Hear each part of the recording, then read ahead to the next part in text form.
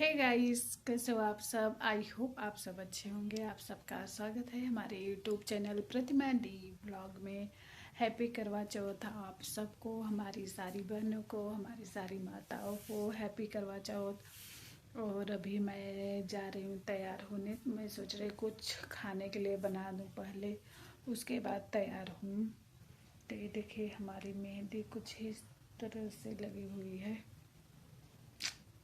ये देखो, ये तो थोड़ा सा हमारे पति देव खराब कर दिए थे, क्योंकि बेल्ट लगा रहे थे और मैं ही ऐसे हाथ कर दी तो बेल्ट में घिस गया तो ख़राब हो गया। फिर भी डिजाइन नहीं ख़राब हुई, थोड़ा सा साइड से ख़राब हो गया था। फिर भी रचने के बाद अच्छी लगती है। रचने के बाद एड़ी टेढ़ी भी लगा लो मेहंदी, रचने के बाद खिलती ही है।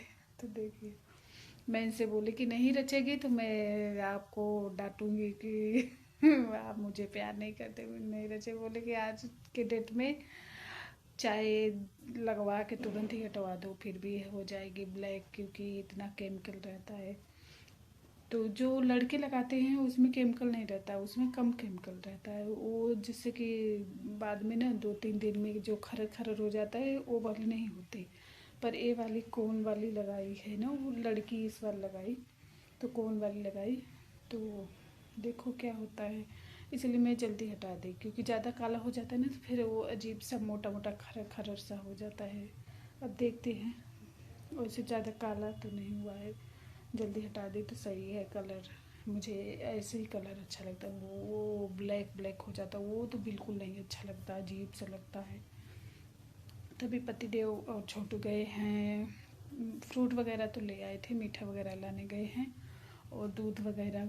मैं बोल रही थी खीर बनाने के लिए तो बोले नहीं, उस दिन तो खीर बना था तो आज सेवई बनाने के लिए बोल रहे हैं। और खाने में बोल रहे हैं पनीर, मटर पनीर बनाने के लिए। तो मटर पनीर था, हमारे पतिदेव बोले कि तुम अपना तैयारी करो, मैं मटर पनीर बना दूंगा, अपना पूरी छानना लास्ट में। मैं बोली ठीक है। तो अभी गए हैं अपना लेने मटर वगैरह पनीर वगैरह। काफ़ी टाइम से गए हैं पर आज भीड़ होगी ना इसलिए टाइम लग रहा है। तभी मैं चल रही हूँ, कुछ तैयारी अपनी कर लेती हूँ, उसके बाद मिलती हूँ आप लोगों से। सीधा हो सकता है सीधा पूजा करते समय ही मिलूँ, क्योंकि टाइम ज़्यादा नहीं है। और दोपहर से मैं बस इधर उधर अपना काम ही कर रही थी। अभी मैं जो साड़ी पहनने वाली थी वो साड़ी मैं गलती से घर ले गई थी तो गाँव ही रख दी। और जब मैं वो साड़ी खोजी, दो दो अटैची खोली, उसमें भी नहीं, अलमारी में देखी उसमें भी नहीं। फिर एक साड़ी मेरे पास रखी थी रेडी, कोरी साड़ी, फिर वो पहनूंगी। जो सोच रही थी पहनने के लिए, जिसके लिए चूड़ा वगैरह मंगाई थी, वो साड़ी मेरे पास यहाँ नहीं है, गांव रख के आ गई मैं। मुझे लगा कि जेठानी की लड़की की शादी है, जाऊंगी तो वहाँ पहनूंगी। कौन अब सर्दी में शादी है तो सर्दी के कपड़े भी हो जाएंगे, इसलिए मैं अपनी साड़ी और वहीं रख के आ गई। भाई की शादी में गई थी, पर मुझे क्या पता कि मैं करवा चौथ पे पहनने के लिए सोच रही हूँ। थी एक और, तब मैं इसलिए उसका ब्लाउज नहीं सिलवाई कि रेडी वो वाली साड़ी रखी है तो वही पहन लूँगी। पर मुझे ध्यान नहीं था कि मैं गाँव रख के आ गई हूँ। वो तो जब आज देखने लगी कि निकाल के रख लूँ पहनने के लिए, देखी तो वो है ही नहीं साड़ी। मैं सोची कहाँ चली गई। और एक और ग्रीन साड़ी वो मेरी गांव रखी हुई है, ब्लाउज और पेटीकोट उसका यहाँ रखा हुआ है। मैं सोची शायद धोने के लिए दी, भूल गई मंगाने के लिए। फिर मुझे याद आया कि मैं गांव ले गई थी, वहीं रख के आ गई। अब ब्लाउज नहीं ले गई थी, मान लो कभी मुझे पहनना होता गांव में, ब्लाउज तो रहता ही नहीं, गाँव ब्लाउज यहाँ था और गांव में साड़ी। तो ऐसा कुछ मेरे साथ होता है, आप लोगों के साथ भी होता होगा, पर मेरे साथ तो बहुत होता है। कब हर बार ऐसे होता है कि साड़ी वहाँ रहती है, ब्लाउज यहाँ रहता है। और कभी कभी मैं ऐसे कर देती हूँ कि सोचती हूँ कि यही साड़ी पहननी है, पर बाद में पता चलता है वो साड़ी कहाँ रखी है। वही हाल इस बार करवा चौथ पे भी हुआ। पर एक साड़ी मेरे पास रखी थी जो कि वो कभी नहीं पहनी थी, मैं ब्लाउज ला के रखी थी, फिर वही पहन रही हूँ। तो चलिए बने रहिए ब्लॉग में, मिलते हैं।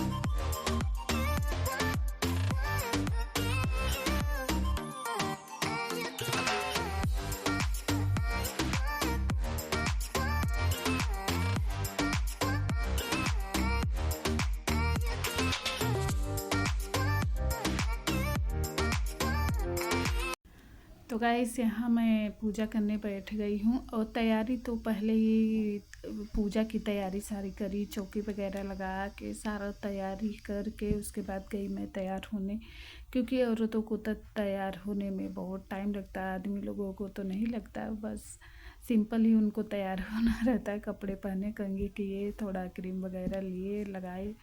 और औरतों को तो लीपा पोती करना पड़ता है, बहुत तैयारी करना पड़ता है, कितनी भी कोशिश कर लें टाइम ही लग जाता है औरतों को तैयार होने में। तो यहाँ जल्दी जल्दी मैं तैयार होके आ गई, क्योंकि पूजा का टाइम था 8 बजे का, तो 8:05 हो गया था। तो जल्दी जल्दी मैं यहाँ सारी तैयारी करी थी, मुझे भी पता था कि सारी तैयारी करी हूँ तो ज़्यादा टाइम नहीं लगेगा पूजा करने में, तो मैं जल्दी से आके पूजा चालू कर दी। और यहाँ श्रृंगार का सामान, चूड़ी वगैरह सब साड़ी में ही डाल के मैं साइड में रख के गई थी। और करवा चौथ का किताब वगैरह सब इस बार ऐसे मैं याद से सब इकट्ठा करके गई थी कि कुछ भूलूँ ना, ताकि बस तैयार हो के मैं पूजा करने बैठ जाऊँ। और थोड़ा पतिदेव बनाने वाले थे, मटर पनीर, तो इनको मटर अच्छी नहीं मिली तो शाही पनीर बनाए, थोड़ा सेवई बनाए, तो अंदाज कि कुछ सब कुछ देना ही पड़ा इन्हें, जैसे सेवई वगैरह अंदाज के दी तभी बनाए, नहीं तो ज़्यादा इनसे हो जाता है। और शाही पनीर में भी परेशान थे कैसे क्या करना है, बनाते हैं पर थोड़ा टिटिम्मा ज़्यादा हो जाता है, तो इस बार मैं सिंपल इनको बताई कि ऐसे ऐसे करके बना लो सही रहेगा, तो फिर बनाए तो बहुत टेस्टी बनाए हैं, देखने में तो टेस्टी लग रहा है, खाने में पता चलेगा। वैसे भी तो हमारी भूख बिल्कुल मर गई, सुबह ही भूख लगती है, उसके बाद तो पूरे दिन भूख ही नहीं लगती। उसके बाद यहाँ पूजा कर पूरा हो गया, उसके बाद पतिदेव सुनाएंगे चौथ व्रत कहानी। कथा। यह व्रत अति प्राचीन है, इसका प्रचलन महाभारत से भी पूर्व का है। यह व्रत सौभाग्यशाली महिलाओं के लिए उत्तम माना गया है। सामान्य मान्यता के अनुसार सुहागिनें इस व्रत को अपने सुहाग पति की दीर्घायु के लिए रखती हैं। कहा जाता है इसे पांडवों की पत्नी द्रौपदी ने भी किया था। यह कार्तिक कृष्ण पक्ष को चंद्रोदय चतुर्थी में किया जाता है। व्रत की विधि। कार्तिक मास के कृष्ण पक्ष की चतुर्थी को करवा चौथ कहते हैं। सुहागवती स्त्री इसके लिए बहुत ही श्रेष्ठ व्रत है। स्त्रियां इस व्रत को पति के दीर्घजीवी होने के लिए करती हैं। इस दिन सुहागिन स्त्रियां चावल पीसकर दीवार पर करवा चौथ बनाती हैं, जिसे वर कहते हैं। इस करवा चौथ में पति के अनेक रूप बनाए जाते हैं तथा सुहागन की वस्तुएं जैसे चूड़ी, बिंदी, बिछुआ, मेहंदी और महावर आदि के साथ दूध देने वाली गाय, करुआ बेचने वाली कुम्हारिन, महावर लगाने वाली नाइन, चूड़ी पहनाने वाली मनिहारिन, 7 भाई और उनकी इकलौती बहन सूर्य, चंद्रमा, गौरव और पार्वती आदि देवी देवताओं के विचित्र बनाए जाते हैं। सुहागन स्त्रियों को इस दिन निर्जला व्रत रखना चाहिए। रात्रि को जब चंद्रमा निकल आए तब उसे अर्घ देकर भोजन करना चाहिए। पीली मिट्टी की गौरा बनाकर उसकी पूजा करनी चाहिए। करवा चौथ व्रत कथा। एक साहूकार था जिसके 7 बेटे और एक बेटी थी। सातों भाई व बहन एक साथ बैठकर भोजन करते थे। एक दिन कार्तिक की चौथ का व्रत आया तो भाई बोला कि बहन आओ भोजन करें। बहन बोली कि आज करवा चौथ का व्रत है, चांद उगने पर ही खाऊंगी। तब भाइयों ने सोचा कि चांद उगने तक बहन भूखी रहेगी, तो एक भाई ने दिया जलाया, दूसरे भाई ने चलनी लेकर उसे ढका और नकली चांद दिखाकर बहन से कहने लगी कि चल चांद उगाया है, अर्घ दे ले। बहन अपने भाइयों से कहने लगी कि चलो अर्घ दे दें। भाभियाँ बोली तुम्हारा चांद उगाया होगा, हमारा तो रात को उगेगा। बहन ने जब अकेले ही अर्घ दे दिया और खाने लगी तो पहले ही ग्लास में बाल आ गया, दूसरे ग्लास में कंकड़ आया और तीसरा ग्लास मुंह की ओर किया तो उसकी ससुराल से संदेश आया कि उसका पति बहुत बीमार है, जल्दी भेजो।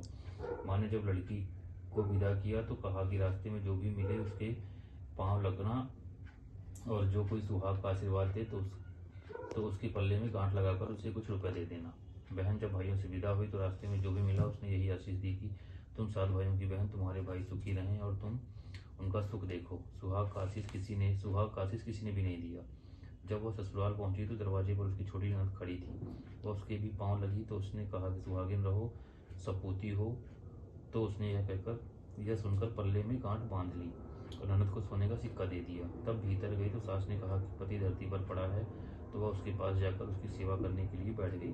बाद में सास ने दासी के हाथ बची कुची रोटी भेजी थी। इस प्रकार से समय बीतते बीतते मार्गशीर की चौथ आई तो चौथ माता बोली करवा ले भाइयों की प्यारी करवा ले। लेकिन जब उसे चौथ माता नहीं दिखलाई दी तो वह बोली है माता, आपने मुझे उजाड़ा तो आप ही मेरा उद्धार करोगी। आप तो मेरा सुहाग देना पड़ेगा। तब उस चौथ माता ने बताया कि पौष की चौथ आएगी, वह मेरे से बड़ी है, उसे ये सब कहना, यही तुम्हारा सुहाग वापस देगी। पौष की चौथ आकर चली गई, माघ की चली गई, फागुन की चली गई, चैत वैशाख जेठ आषाढ़ और सावन भादों की भी सभी चौथें आई और चली गई। यही कहकर चली गई कि आगे वाली को कहना।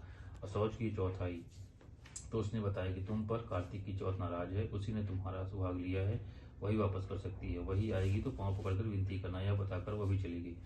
जब कार्तिक की चौथ आई तो गुस्से में बोली, भाइयों की प्यारी करवा ले, दिन में चांद उगानी करवा ले, व्रत खंडन करने वाली करवा ले, भूखी करवा ले। तो ये सुनकर वह चौथ माता को देखकर उसके पांव पकड़कर गिड़गिड़ाने लगी, हे चौथ माता, मेरा सुहाग तुम्हारे हाथों में है, आप ही मुझे सुहागिन करे। तो माता बोली, पापी हत्यारिन, मेरे पांव पकड़कर क्यों बैठ गई? तब वह बोली कि जो मुझसे भूल हुई है उसे क्षमा कर दो, अब भूल नहीं करूंगी। तो चौथ माता ने प्रसन्न होकर आंखों से काजल, नाखूनों में से मेहंदी और टीके में से रूली लेकर छोटी उंगली से उसके आदमी पर छीटा दिया। वह आदमी उठकर बैठ गया और बोला कि आज मैं बहुत सोया। वह बोली, क्या सोए? मुझे तो 12 महीने हो गए, अब जाकर चौथ माता ने मेरा सुहाग लौटाया है। अब उसने कहा कि जल्दी से माता का पूजन करो। जब चौथ की कहानी सुनी, करवा का पूजन किया तो प्रसाद खाकर दोनों पति पत्नी चौपड़ खेलने बैठ गए। नीचे से दासी आई, उसने उस दोनों को चौपड़ पासे से खेलते देखा तो उसने सासू जी को जाकर बताया। तब से सारे गांव में यह बात प्रसिद्ध हो गई कि सब स्त्रियां चौथ का व्रत करें और करें तो सुहाग अटल रहेगा। जिस तरह से साहूकार की बेटी का सुहाग दिया, उसी तरह से माता सबको सुहागिन रखे। ही करवा चौथ व्रत की उपवासन की सनातन महिमा है। तो गाइस, पूजा करने के बाद आ गई मैं चांद को अर्घ देने। काफ़ी टाइम से चांद निकला था, सब लोग अर्घ दे दिए। उसके बाद मैं सबसे लास्ट में, क्योंकि जो हमारा छत है वहाँ से दिख भी रहा था, थोड़ा थोड़ा दिख रहा था, आधा ही चांद दिख रहा था। तो मैं बोली मैं नहीं दूँगी जब तक पूरा चांद नहीं दिखेगा। तो बोले ठीक है, इंतज़ार करो। तो हम लोग इंतज़ार करें। उसके बाद चांद निकला, अर्घ दिए और उसके बाद आरती उतारे। फिर पारी आएगी पतिदेव की आरती उतारने की। साल भर में एक बार तो पतिदेव की आरती उतरती है। तो यहाँ पतिदेव को टीका लगाई, उसके बाद आरती उतारूंगी। ये ब्लॉग बहुत लेट आएगा क्योंकि बच्चों की छुट्टी पड़ गई, बीच में हमें राशन ख़त्म था तो जाना पड़ा लेने, और बच्चों की छुट्टी पड़ जाती है, बहुत दिक्कत होती है, ब्लॉग वगैरह डालने में टाइम ही नहीं मिलता। तो यहाँ पतिदेव की आरती उतारी और काफ़ी लेट ब्लॉग आएगा। तो यहाँ पतिदेव पानी पिला के हमारा व्रत तोड़वाए। ब्लॉग अच्छा लगे तो लाइक करना, सब्सक्राइब करना, शेयर करना।